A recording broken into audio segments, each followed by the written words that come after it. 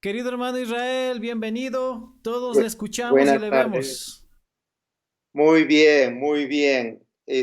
Hola a todos, otra vez contento de poder estar conectados, comunicándonos y viéndonos. Tal vez yo no los veo a ustedes, pero en algún momento Dios quiera que nos podamos volver a encontrar y poder disfrutar de la comunión cristiana, de la comunión de familias que tenemos, de la fraternidad y de las cosas lindas que entre personas podemos tener. Muy bien, pues estamos en nuestra cuarta sesión, nuestra cuarta exposición sobre el tema del racismo, que es un tema muy, muy amplio, pero también estaba pensando que es un tema bien feo, ¿no? Es un tema triste, es un tema que es indeseable en cuanto a la experiencia que eso significa. Y también pensaba, yo digo, bueno, hay tantas cosas, ¿verdad?, que sabemos que no van en armonía con el cuadro que tenemos acerca de Dios, el Dios que se revela en Jesús. Y parecería que a la luz del Evangelio, a la luz de Jesús, de cómo es Jesús, de la intención de Dios al hacernos, al crearnos, el racismo es algo que pertenece a otro lado, a otra área, como si fuera algo que pertenece a las tinieblas, ¿verdad? Por eso es que ocasiona tanto dolor, tanta destrucción, y que no es un tema muy alegre, pero es un tema real, es un tema que nos compete como seres humanos y como tantos otros temas que son tan básicos, tan fundamentales en nuestra relación como personas, como seres humanos, como seres vivos en nuestro planeta. Lo que dije la primera vez, ¿no? En la primera sesión, acerca de lo difícil que es compartir sobre temas tan diversos en medio de un tiempo de pandemia. Y Y yo quisiera decirles de que al compartir estos temas, también sé que ese es nuestro contexto inmediato hoy en día, la pandemia, y que hay muchas personas que viven en temor constante o han pasado experiencias de pérdida de seres amados, tiempos difíciles, y que creo que vale la pena tomar un poquito de respeto también a ese contexto, ese trasfondo que es real en medio nuestro. A la vez, permítame entonces abordar el tema de hoy, que son historias de racismo, para que nos demos cuenta, ¿verdad?, de que el racismo no es solamente un tema de clase, no es un tema escolástico, académico, sino que el racismo es una vivencia, es algo práctico, es algo que lo vemos, que está entre nosotros también y que tenemos que entender qué es, qué hace, cuáles son las alternativas que tenemos con respecto a esa manera de entender las relaciones entre seres humanos. Una de las primeras cosas que yo quisiera compartir en este segundo cuadro es sobre Sudáfrica, ¿no? Sudáfrica tuvo una, una política por muchos años de apartheid, ¿no? De separación, de segregación. Y parte de la iglesia estaba muy involucrada en estas prácticas de segregación. Entonces, cuando hay una práctica de segregación, en este caso en una entidad cristiana, surge la necesidad de crear una base para poder justificar esa forma de vivir, esa forma de tratar a los demás. Es lo que llamamos una justificación teológica. Bueno, se crearon teologías de la segregación, fíjense, porque a través de esas comprensiones de Dios se iba justificando la segregación de otras personas por el color de su piel, por su cultura o por su trasfondo histórico.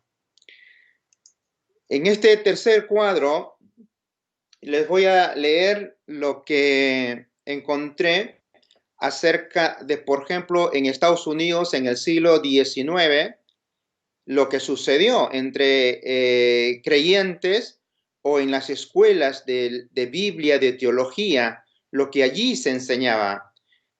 Está en inglés, yo lo traduje al castellano, ahí abajo lo pueden ver.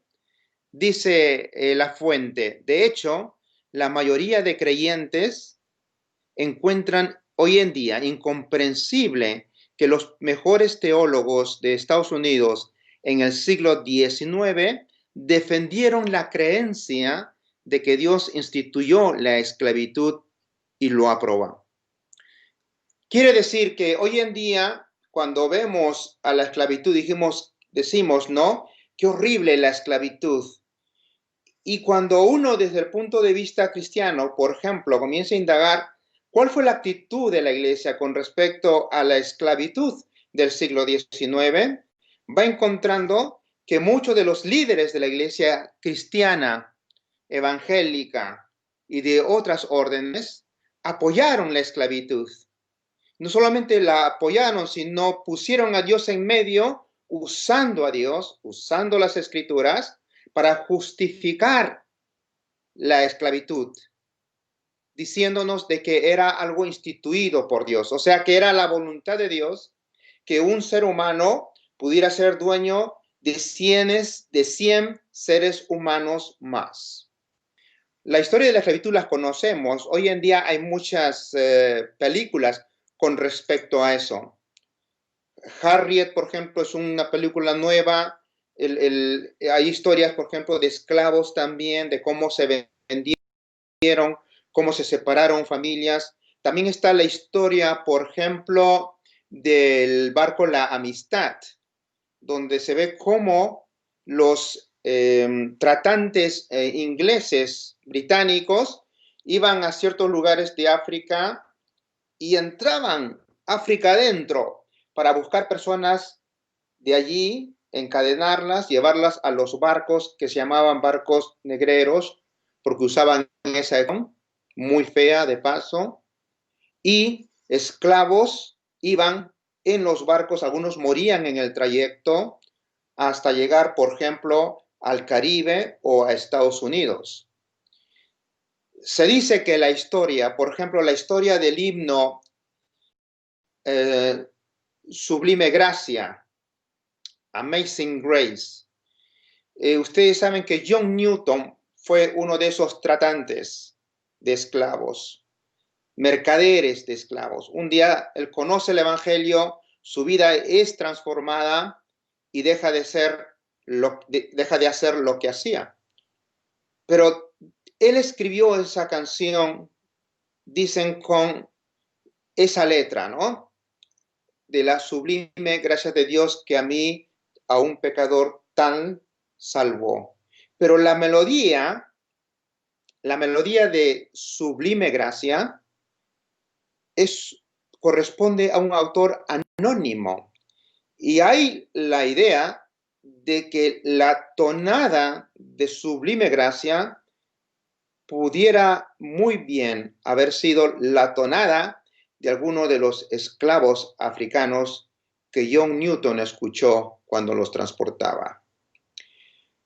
Es terrible pensar que un reino como el reino inglés pudiera hacer aquellas cosas, a veces con la aprobación de la misma iglesia. Y la iglesia y los teólogos, para poder fundamentar esa conducta, usaron la Biblia.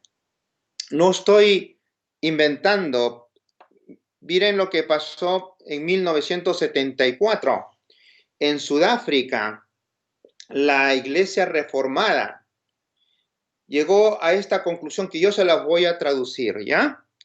La iglesia reformada dice que la diferencia de la humanidad en los varios idiomas y las naciones quiere decir que nos guía a diferencias raciales. Y en 1974 el reporte de esa iglesia en Sudáfrica decía lo siguiente, entre comillas: la diversidad de razas y de personas que nos llevó a la confusión de lenguas contribuyó en un aspecto a la realidad de que Dios, obviamente, que tenía la intención para esta forma de vivir en este tiempo. O sea, ellos interpretan lo que sucedió en la Torre de Babel como base para creer que esa fue la voluntad de Dios, crearnos diferentes, separarnos y crear razas supremas y razas inferiores. Y sigue diciendo, ¿no? La iglesia, por lo tanto, encuentra que hay una base escritural de un desarrollo original, particularmente en un país con tantos grupos étnicos como es en Sudáfrica. Entonces usaron esa interpretación para poder sostener y justificar la segregación. La iglesia reconoce que la Biblia enseña la unidad esencial, dicen, ¿no?, del ser humano, pero también ve que esa unidad es espiritual y no necesariamente una que puede ser entendida socialmente o políticamente en sus instituciones. Es decir, que ellos, cuando hablan de la iglesia, entonces, dicen, hay una unidad espiritual abstracta, pero en la realidad hay que estar separados, crear iglesias para gente superior y para gente inferior.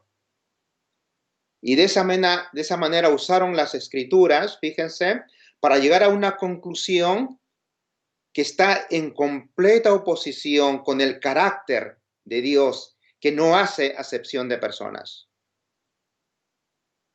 Bueno, eso es lo que sucedió en Sudáfrica, en Estados Unidos, ¿verdad? Esa manera de usar y tergiversar el sentido de la palabra de Dios para crear teologías que puedan fundamentar acciones brutales como lo es o lo fue la esclavitud y como lo es el racismo. Vamos a otros casos. Este es un caso muy duro. Es el caso de Noruega. El 22 de julio, perdón, esa fecha está mala.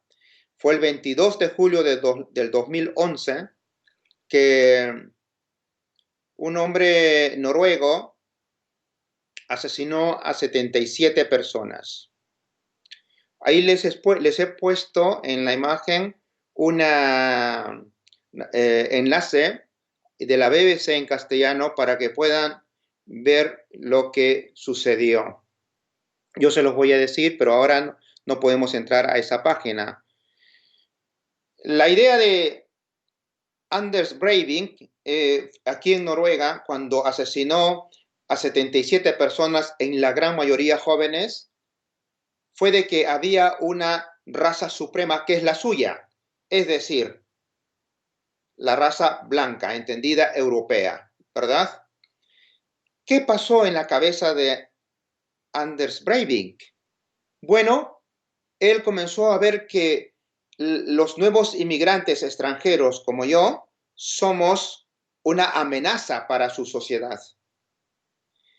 Pero no culpó solamente a ellos, sino al Partido Laboral, que ha estado en el gobierno noruego por muchos años y que ha recibido a mucha gente en busca de refugio en este país. Entonces, él culpaba en su cabeza no solamente a los refugiados, inmigrantes, extranjeros, estudiantes, sobre todo los que venían con religión musulmana, porque los veía como si fueran gentes de la oscuridad, y él, en su lógica, tenía que defender su país matando personas inocentes, quitándole la vida a los demás, porque estaban amenazando la supremacía suya. ¿Qué hizo Breivik ese día? Bueno, primero puso una bomba en el centro de Oslo contra el edificio del Partido Laboral y luego fue a una isla donde habían jóvenes del Partido Laboral, jóvenes desde de 16, 15 años hasta veintitantos años, que tenían un campamento. Entonces él llega allí disfrazado de policía y comienza a asesinar, ¿verdad? Él todavía no reconoce que hizo un asesinato. Mató a sangre fría a muchos jóvenes y también hirió a muchos. Fíjense lo que puede hacer las ideas racistas en una persona. Ese día en Noruega pensábamos al principio, ¿no? Hoy otro ataque de Al-Qaeda. Pero no fue eso, fue una persona que había sido envenenado en sus pensamientos por la ultraderecha fascista. Y ahí lo pueden ver con ese saludo. El racismo es una ideología que se va alimentando, como dijimos ayer, con el estereotipo, ¿verdad? El extranjero, el de piel oscura, el que tiene una religión diferente, es una amenaza para mí. Por lo tanto, tengo que deshacerme de ellos o pretender que su vida está en mis manos. Cuando la vida es de Dios, esa idea es muy oscura, casi diabólica, porque la Biblia dice en los Salmos, Dios hablando de Jehová es la tierra, del Señor es la tierra y su plenitud, el mundo y los que en él habitan. No son míos, nadie es mío, somos de Dios todos. Pero en este caso, el racismo trastornó la cabeza de este hombre, destruyendo hogares y a muchos chicos. Una chica noruega, en el tiempo del duelo, escribió: fíjense, si el odio de una persona, porque el racismo nos lleva al odio, si el odio de una persona puede hacer tanto daño, fíjense lo que puede hacer el amor de todos nosotros. Fue una página muy dura para, para Noruega, para nuestro país. Nos despertamos creyendo que éramos una gran nación, pero nos habíamos engañado, porque aunque tenemos muchas cosas muy buenas aquí, también hay situaciones que a veces criticamos en otros lugares, como es la cuestión del racismo. Su historia en castellano la pueden ver ahí en YouTube. Es un programa de 1 hora hecha por una cadena de televisión española y lo que pasó en esa ocasión.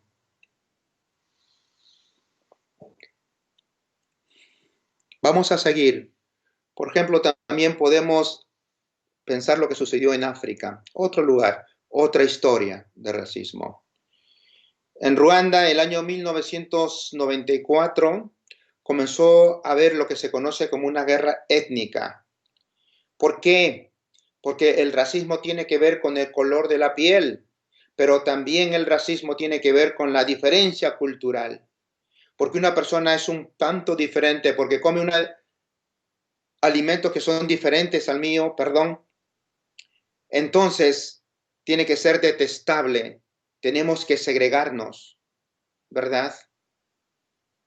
Es increíble porque incluso históricamente nos podemos segregar en cuanto a naciones. Incluso yo, por ejemplo, yo soy peruano, pero quiere decir que porque soy peruano tengo que menospreciar a una persona de Bolivia o de Ecuador o de Chile. ¿Qué sentiría yo si alguien me desprecia porque es de aquí, de Noruega, y yo soy peruano, ¿no? Entonces entremezclamos esta trilogía del racismo, la historia, la cultura, la apariencia física. En el caso de Ruanda fue más que nada la diferencia cultural, la diferencia étnica, de la diferencia de, según ellos, de linajes. Vivían juntas las personas, los tutsis y los hutus, pero hubo un problema político y la diferencia étnica afloró y los llevó al odio. a una guerra civil donde murió cerca de 800.000 personas, dicen que más de 800.000 personas. Eso nos lleva a entender un poquito lo que puede llevar a uno la sobrevaloración de su identidad cultural. Es lo que sucede, por ejemplo, en lugares como España, donde hay un conflicto, por ejemplo, entre las culturas catalanas, ¿no? Y las culturas hispanas de España, o en otros lugares, en el Perú mismo. A veces hay odios entre regiones. Entonces, yo, porque soy limeño, me siento mucho más importante que el arequipeño. El arequipeño se siente mucho más importante que el puneño se siente más importante que el cusqueño o viceversa. Entonces, el racismo tiene que ver muchas veces con las ideas de que porque yo tengo cierto linaje o creemos en el linaje o de mi región o de mi nación, tengo el derecho para menospreciar al otro. Lo que llevó a Ruanda fue justamente ese tipo de diferenciación cultural. Y seguimos. Podemos ir, por ejemplo, a este cuadro, no sé si lo reconocen. En 1968, en las Olimpiadas de México, estos tres atletas ganaron una de las competencias atléticas. Dos de ellos norteamericanos y había un australiano. El que quedó en primer puesto fue norteamericano, el otro, el número 2 fue un australiano y el tercero fue otro norteamericano de Estados Unidos. ¿Qué sucedió entonces? Que cuando recibieron sus medallas, ellos hicieron un signo, un símbolo de su lucha contra la segregación racial en Estados Unidos y reclamando los derechos civiles. Es a su manera. Querían protestar en ese momento. No vamos a decir si estuvo bien o estuvo mal, políticamente bien o políticamente mal. Ellos quisieron en ese momento decir al mundo de que en su país había segregación y querían que terminara. Pero mucho se habla de ellos y no se habla del atleta que quedó en el segundo puesto, que es Peter Norman. Ustedes saben que Peter Norman también subió al podio y se le pidió no subir para que no pueda participar de esa demostración. Pero él en una entrevista dice, Peter Norman, yo no puedo entender por qué una persona no puede tomar agua del mismo grifo, ¿no? Del mismo caño, porque son de aspecto físico diferente. No lo entiendo. Ahora, Peter Norman, como australiano, él venía de Australia y él también sabía lo que era la segregación en su país entre los aborígenes australianos y los emigrantes europeos. Y él quiso usar este momento para poder solidarizarse con esas personas que querían demostrar que en su país había segregación. Yo creo que la figura de Peter Norman no se conoce mucho. Él tenía un trasfondo del Ejército de Salvación. Pero ¿saben lo que pasó? Luego, en su país, cuando regresó a Australia, le cerraron las puertas para que pueda seguir compitiendo oficialmente por Australia. ¿Por qué? Porque también tenemos un racismo institucional y estructural, ¿verdad? Que favorece al trato segregacional, en este caso, en ese tiempo, en Estados Unidos o incluso en Australia. Eso fue lo que pasó en Australia. Pero vamos siguiendo, ¿verdad? Acercándonos un poquito a nuestro país, al Perú, a Latinoamérica. Hay un programa eh, en la televisión peruana y el año pasado, un programa noticiero, hicieron este reportaje sobre el racismo en el Perú. El racismo que nos lleva a vernos en categorías. Le estoy dejando el enlace porque no podemos verlo ahora por el tiempo, pero si pueden, véanlo. El título es El racismo de cada día o del cada día. Y tiene que ver con la forma como los peruanos nos vemos en categorías, ¿verdad? Ya sea por el grado de educación, por la cantidad de dinero que tengamos, por la apariencia física, por el regionalismo. Hay tantos elementos, tantas variables que usamos para pretender situarnos en el eslabón más alto de la ideología de la supremacía, porque allí nos sentimos con derecho para mirar a los demás en el fondo y por consiguiente usar del maltrato. En este programa también se podrá ver cómo se usa lo que podríamos llamar el racismo fonético de las palabras, ¿no? O semántico. O sea, hay toda una articulación del lenguaje en el castellano que es racista y que va siendo un elemento de cohesión en nuestra ideología de supremacía y de también ser inferior, ¿verdad? Bueno, la gente andina es muy buena haciendo sus servicios, ¿verdad? La gente morena es muy buena para trabajar haciendo limpieza. Y usamos un lenguaje, una semántica racista sin notarlo.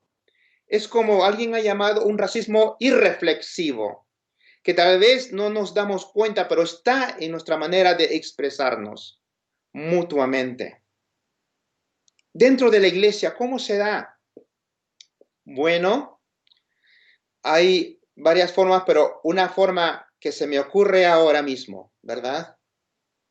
Es, por ejemplo, la pretensión de creer que porque somos cristianos, somos más importantes que el no cristiano, ¿verdad? Y los miramos para abajo. O, por ejemplo, en ciertos estratos de la iglesia evangélica norteamericana, se ven a los musulmanes como cerca de subhumanos. Usted deshumaniza a una persona y puede hacer con ella lo que quiera. Los categorizas como enemigos de Dios y ya puedes atacarlos. ¿Se dan cuenta ese lenguaje que usamos tan religioso? Enemigos de Dios. Vamos a instaurar la justicia de Dios. Eso es lo que conocemos como el racismo semántico. Los negritos, qué bonitos que son. Es un lenguaje. Cuando decimos ese negro es un lenguaje racista. Cuando decimos ese cholo, ese serrano, ese pobre, ¿verdad? Ese sin educación, estamos usando lenguaje que alimenta la idea de la supremacía y de la casta inferior. Pienso en todo eso y noto de que sí, hay un racismo de cada día. Da casi temor ver que está tan metido dentro de nuestra forma de ser, de tratarnos mutuamente, que nos preguntamos cómo podemos, ¿verdad? Ir y buscar alguna alternativa. La alternativa viene al final, de momento, ¿verdad? Mañana vamos a hablar un poco más acerca de las alternativas, de una manera un poquito tal vez más informal, la alternativa que entendemos el Evangelio sobre todo nos da. Pero vamos a seguir con la historia de nuestro Perú. ¿De dónde vienen todas esas ideas, verdad? ¿Cómo es que se han establecido, se han afianzado en nuestra manera de entender la vida? El racismo es un fenómeno universal, pero tiene también su historia. A principios del siglo XX, hubieron muchos escritores y gente de la academia, historiadores del Perú, como Clemente Palma. Clemente Palma fue el hijo de don Ricardo Palma, nuestro historiador y poeta. Clemente Palma también siguió un poco los pasos de su papá y llegó a ser encargado de la Biblioteca Nacional de Lima. ¿Saben lo que Ricardo o Clemente Palma propuso o creía? Propone mejorar la raza. Porque la raza indígena, como era una raza inferior en ese concepto de razas, habría que mejorarla. ¿Cómo la vamos a mejorar? Pues vamos a leer. Dice, sus tesis de bachiller y doctorado fueron polémicos. Así, en El porvenir de las razas en el Perú, ese es su libro, considera que el país está formado por una raza superior, la española, europea, un conjunto de razas inferiores, la india, la negra y la china, y por último la mestiza, insuficientemente dotada, unificadas por la acción del medio, todas ellas formarían la raza criolla. Siguiendo las corrientes deterministas en boga, dice el escritor, especialmente las ideas del sociólogo francés, que pone un nombre, opina que la raza india es inepta para la civilización y está condenada a cruzarse o a desaparecer, lo mismo que la negra y la china, por lo que la única raza con futuro a su juicio es la criolla, o sea, la blanca, los descendientes de europeos. Sin embargo, a esta le falta carácter, que no pueden otorgarlo ni las leyes ni la educación, por lo que propone cruzarla con una raza enérgica como la alemana. Fíjense lo que propone, ¿no? Para lo cual recomienda promover la inmigración de germanos. O sea, él propone traer más europeos nórdicos para mejorar nuestra raza peruana, porque la raza indígena es una raza muy inferior. Esta idea estaba en boga a principios del siglo XX en nuestro país. ¿De dónde vienen estas ideas que luego se institucionalizaron en muchos lugares y organizaciones peruanas, en la oligarquía peruana? Viene de este tiempo. Luego hubo otro contemporáneo suyo, Francisco García Calderón, y este es un estudio acerca de él, el bloque latino en el pensamiento de Francisco García Calderón, también de 1883 a 1953. Busquen la página 200 y 201. Y ahí solamente yo tomé un extracto pequeño. Él dice, ¿no? No basta un solo cruzamiento para que los caracteres de la raza superior sean comunicados al mestizo, o sea, a nosotros, ¿no? O al indígena. Son necesarias uniones de tercer, cuarto y quinto grado, es decir, tantos cruzamientos sucesivos entre padre y madre de raza blanca. La misma idea evolucionista, ¿verdad? Creyendo que hay tal cosa como categoría de personas por su procedencia. Es un pensamiento tan oscuro, pero que nos ha marcado y nos lo hemos creído.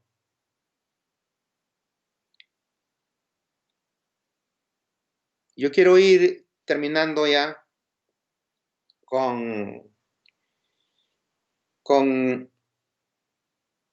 otra creencia, no la creencia de razas, no la creencia racista, no la creencia de supremacías, no la creencia de que tenemos que odiarnos unos a otros porque somos diferentes, sino la del Evangelio que dice, recibíos unos a otros como Cristo nos recibió. Pero también quiero comunicarles otra historia que está aquí. Se nos dice en Gálatas, se escribió Pablo en el capítulo 2, él cuenta, pero cuando Pedro vino a Antioquía, me opuse a él cara a cara porque era de condenar. ¿Qué pasó?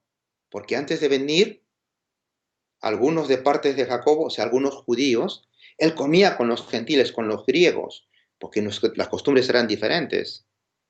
Pero cuando vinieron el grupo de judíos, empezó a retraerse y apartarse.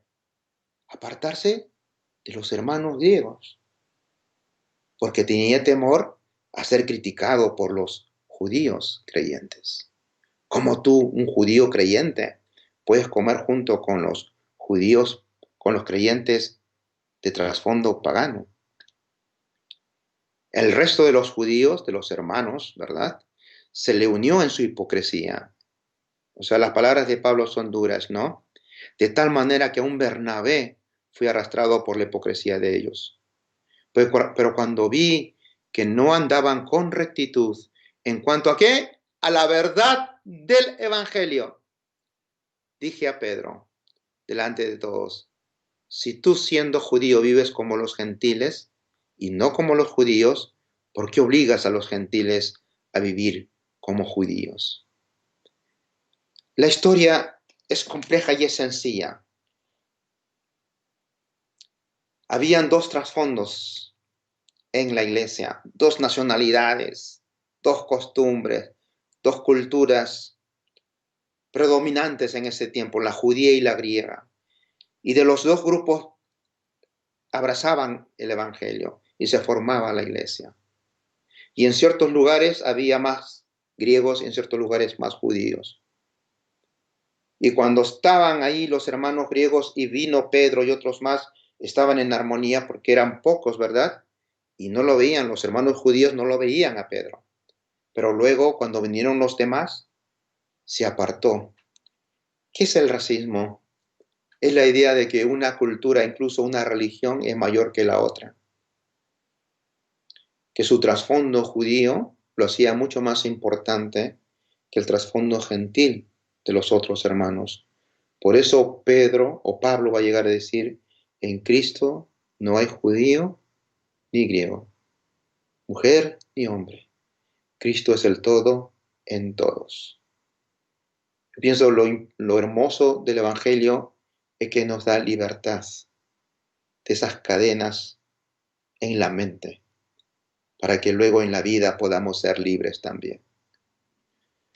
Mañana vamos a tocar esta alternativa o las alternativas que tenemos para poder vencer esta tendencia del racismo, estas formas de pensar y de obrar que pertenecen a un reino de oscuridad, sabiendo que pertenecemos en el Señor y de que hay un reino de luz diferente y la luz brilla en las tinieblas. Muchas gracias.